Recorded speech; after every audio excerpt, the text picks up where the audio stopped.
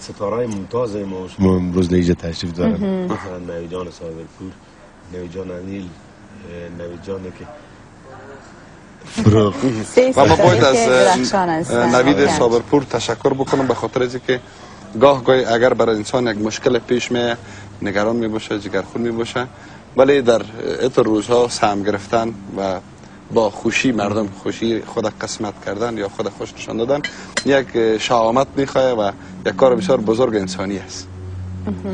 و به می خاطر هم است پاییزان که موقف هنرمندا در جامعه نسبت به مردم عادی بالاتر است، برای از اینکه غم و شادیشان کس نمیفهمه، فقط با غم و شادی مردم شریک هستند.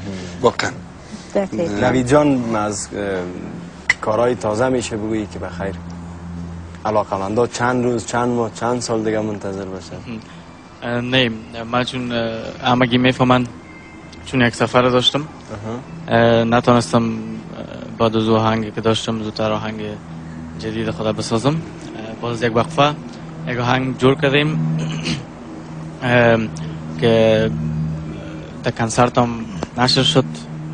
البته و درست نه یک قسمتش قطع شده بود.